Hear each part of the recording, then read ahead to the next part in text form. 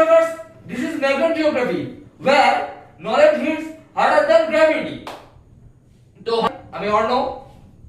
তো আজ আমি তোমাদের ইউনিট 4 এর আবহাওয়া ও জলবায়ু বা ক্লাইমেট অ্যান্ড ওয়েদার সম্পর্কে পড়াবো। তো চলো আমরা এই চ্যাপ্টারের রোডম্যাপ গুলো একটু দেখে নিই। জিওগ্রাফার্স ইউনিট 4 এর রোডম্যাপটা চলো একটু দেখে নিই। তোমরা যেমনটা দেখতে পাচ্ছ, এই চ্যাপ্টারে আমরা জলবায়ু সম্বন্ধে জানবো, আবহাওয়া সম্বন্ধে জানবো বায়ুমণ্ডল কি, বায়ুমণ্ডলের উপাদানগুলো এরা কি, এছাড়াও রয়েছে বায়ুমণ্ডলের স্তরে বায়ুমণ্ডল বিভক্ত, সেই সম্বন্ধেও আমরা ধারণা লাভ করব। অবশেষে রয়েছে ওজোন স্তরটাকে আমরা একটু ডিটেইলে পড়ব। আপাতত তোমাদের এই 6টা টপিক কমপ্লিট করলেই ইউনিট 4 এটা খুব ভালোভাবে কমপ্লিট হয়ে যাবে। তো চলো শুরু করা যাক। জিওগ্রাফার্স আমরা এখন আবহাওয়া ও জলবায়ু সম্পর্কে আমাদের কনসেপ্টটা চলো একটু ক্লিয়ার করে নিই। আমরা এখন আবহাওয়া সম্বন্ধে জানবো। তো প্রতিদিন আমাদের চারপাশে প্রকৃতির যে পরিবর্তন দেখি, যেমন আজকে ঠান্ডা লাগছে, কালকে আবার গরম ছিল, তারপরের দিন শুনছি নাকি বৃষ্টি হবে। তো এই যে প্রত্যেক দিনের প্রকৃতির যে পরিবর্তনটা আমরা লক্ষ্য করতে পারি, তো এক কথায় সেটাকেই আমরা আবহাওয়া বা ওয়েদার বলবো। তো এই ওয়েদারকে আমরা যে বিজ্ঞানের মাধ্যমে চর্চা করি তাকে মেট্রোলজি বলে। তো এখানে তোমরা যেমনটা দেখতে পাচ্ছ স্বল্প সময়ে বায়ুমণ্ডলের উপাদানগুলির পরিবর্তন, এক কথায় এটাকেই আমরা ওয়েদার বা আবহাওয়া বলবো। তো আমরা জানলাম মেট্রোলজি হলো আবহাওয়া বিজ্ঞান বা আবহাওয়াকে যে বিজ্ঞানের মাধ্যমে চর্চা করা হয় তাকে আমরা মেট্রোলজি বলি। তো এই মেট্রোলজি সম্বন্ধে মেট্রোলজিকা নামক বইটি লেখেন বিখ্যাত দার্শনিক অ্যারিস্টটল। এটাকে আমরা প্রথম মেট্রোলজিক্যাল বুক হিসেবে ধরতে পারি। তো এবার আমরা জানবো জলবায়ু কি। জলবায়ু আর কিছুই না, জলবায়ু হলো দীর্ঘস্থায়ীভাবে আবহাওয়ার পরিবর্তন। কোন একটি নির্দিষ্ট অঞ্চলে 30 বছর ধরে আবহাওয়ার যে পরিবর্তন লক্ষ্য করা যায়, তো সেটাকেই আমরা সেই অঞ্চলের ক্লাইমেট বা জলবায়ু বলবো। আর আরেকটু ভালোভাবে বলতে গেলে দাঁড়াবে অক্ষাংশ ভেদে আবহাওয়ার যে দীর্ঘস্থায়ী পরিবর্তন, তো তাকেই আমরা জলবায়ু বলবো। তো জিওগ্রাফার্স আমরা এখন atmosphere and layer of atmosphere সম্বন্ধে ধারণা লাভ করব। তো অ্যাটমসফিয়ার বা বায়ুমণ্ডল হলো পৃথিবীর সেই অদৃশ্য স্তর যা জলীয় বাষ্প সহ বিভিন্ন গ্যাসের সমন্বয়ে পৃথিবীকে বেষ্টন করে রয়েছে। তো এই গ্যাসের মধ্যে অ্যাপ্রক্স 78% নাইট্রোজেন ও 21% অক্সিজেন এবং বাকি অংশ অন্যান্য গ্যাস, যেমন CO2, জলীয় বাষ্প, অতিসূক্ষ্ম ধূলিকণা প্রভৃতি রয়েছে। তো এই গেল আমাদের অ্যাটমসফিয়ার। এইবার তোমরা যেমন পাবজি বা ফ্রি ফায়ার খেলো, তো সেখানে যেমন জোন সিঙ্ক করে বা বিভিন্ন জোনে ডিভাইড করা থাকে, অ্যাটমসফিয়ার বা বায়ুমণ্ডলও সেরকম কয়েকটা জোনে ভাগ করা রয়েছে। তো সেই জোনগুলোকে আমরা আগে একটু দেখে নেবো। তার আগে তোমরা এই ছবিটাকে একটু ভালোভাবে দেখে নেবে, পারলে খাতায় নোট করে নাও।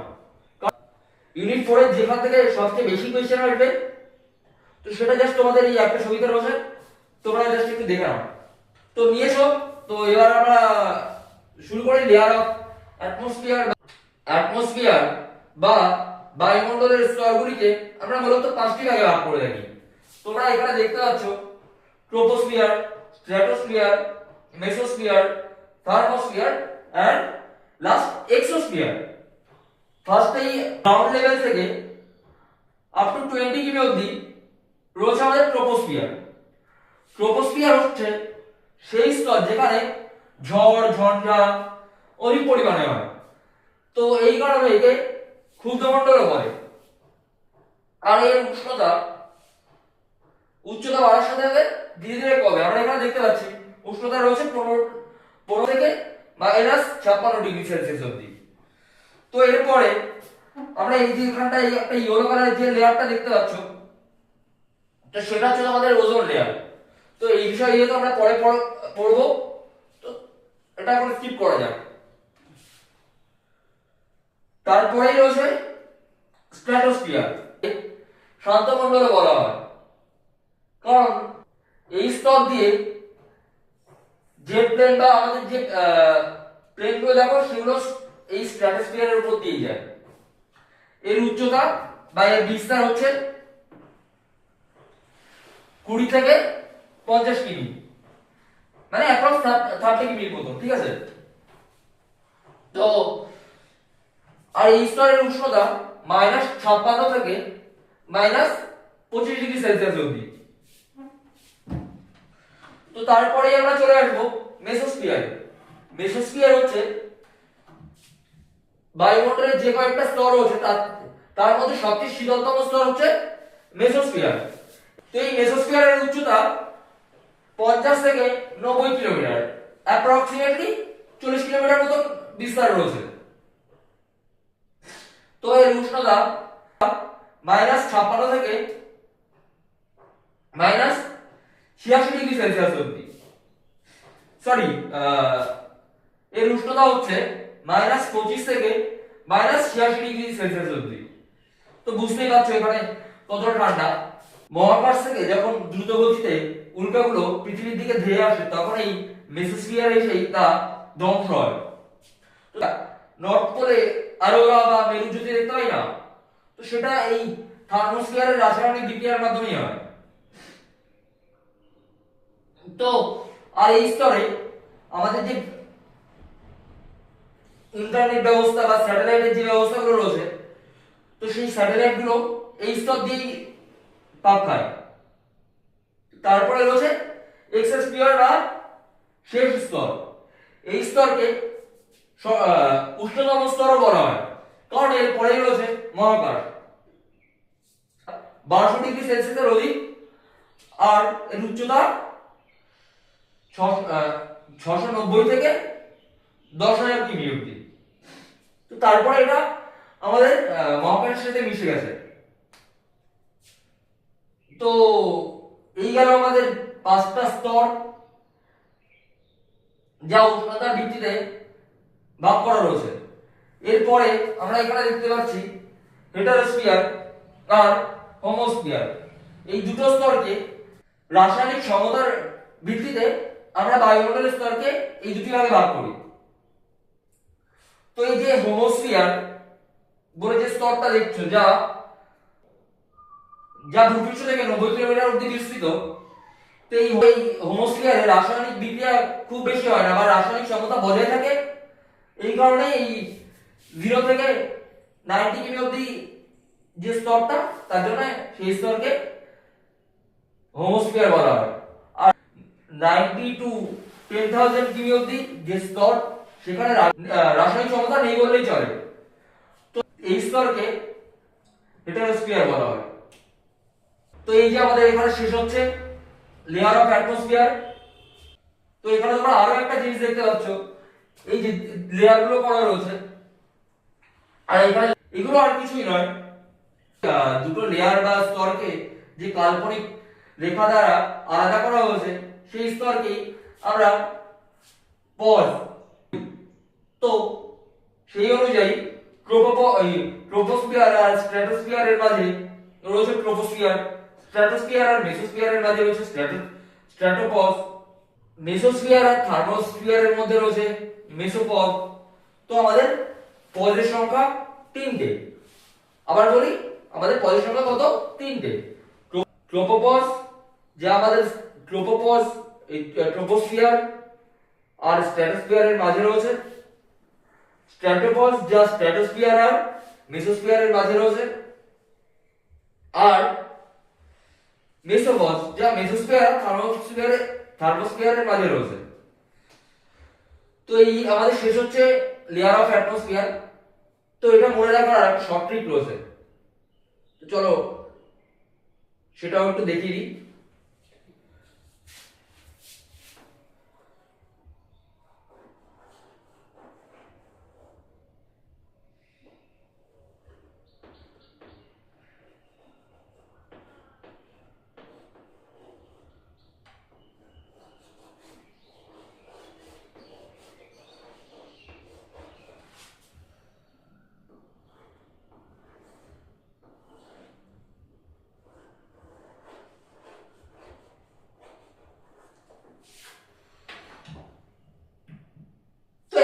ট্রপোস্ফিয়ারে যে এই লেয়ারগুলো রয়েছে সেটাকে আমরা ইন শর্টে the simple method to earn এইভাবে মনে রাখতে পারি। তো T for troposphere, S for stratosphere, M for mesosphere, T for thermosphere R E for exosphere। তো জিওগ্রাফার্স তোমরা ঠিকই দেখছো লাইফলাইন অফ দা আর্থ, হ্যাঁ ওজোন স্তরকে লাইফলাইন অফ দা আর্থ বলা হয়। এবার কেন সেটা আমরা সময়ের সাথে সাথে জানবো। তো এই ওজোন গ্যাস আসলে কিছুই নয়, তিনটে অক্সিজেন পরমাণুর সমন্বয়, একটি বিশেষ নীলাভ গন্ধহীন গ্যাস। তো এই ওজোন গ্যাসকে প্রথম 1840 খ্রিস্টাব্দে ক্রিশ্চিয়ান ফ্রেডরিক স্কোনবি আবিষ্কার করেন। আর এই ওজোন গ্যাসের যে সংকেত O3 এটাকে আবিষ্কার করেন Charles Louis Soren. Ozone gas পৃথিবীর সর্বত্রই বিরাজমান, তবে এই যে তোমরা দেখতে পাচ্ছ 20 থেকে 35 কিলোমিটার অবধি এর ঘনত্ব সর্বোচ্চ, বা এই গ্যাস 90 থেকে 95% অবধি রয়েছে। এই যে স্তর একে আমরা ওজোন লেয়ার বা ওজোন স্তর বলি। ওজোন স্তর আবিষ্কার করেন চার্লস ফেব্রি ও হেনরি বুশার। আমরা জানি প্রত্যেকটা বস্তুরই একটি একক থাকে, তেমনি ওজোন গ্যাসেরও একটি নির্দিষ্ট একক রয়েছে যা স্পেকট্রোফোটোমিটার দ্বারা মাপা হয়। আর এই স্পেকট্রোফোটোমিটার আবিষ্কার করেন ডবসন। আর তার নাম অনুযায়ী আমরা ওজোন গ্যাসকে ডবসন এককে প্রকাশ করি। ওজোন গ্যাসের বিকাশে সবচেয়ে বড় ভূমিকা রাখে ক্লোরিন, ব্রোমিন, সিএফসি এই ধরনের বেশ কিছু ক্ষতিকারক গ্যাস। এই গ্যাসের প্রভাবে অক্সিজেনের রাসায়নিক গঠন ভেঙে যায়, যার কারণে ওজোন স্তরের ঘনত্ব কমে। আর এই ঘনত্ব যখন 200 ডবসনের কম হয়ে যায় তখন আমরা সেই কম ঘনত্বযুক্ত স্থানকে ওজোন হোল বলবো। ওজোন হোল প্রথম লক্ষ্য করেন জেসি ফারম্যান 1985 খ্রিস্টাব্দে। এই গেল তোমাদের ওজোন সম্বন্ধে বেশ কিছু ঘটনা। এই যুগে আরো অজস্র জিনিস রয়েছে, তবে ওজোন স্তর সম্পর্কিত যেটুকু তোমাদের পড়ালাম সেটুকুই তোমাদের ফার্স্ট সেমিস্টারের জন্য এনাফ। তো তোমরা যদি ওজোন স্তর সম্পর্কে ডিটেইলে জানতে চাও তো সেটা আমাকে কমেন্টে জানাও। এই তোমাদের শেষ হচ্ছে ওজোন স্তর। তো আর এর সাথে সাথে তোমাদের ইউনিট 4ও শেষ হচ্ছে। পরে যে সমস্ত এমসিকিউ নোটস সব তোমরা আমাদের এই টেলিগ্রাম চ্যানেলে অ্যাভেলেবল পাবে। তো জয়েন করো আর দেখে নাও।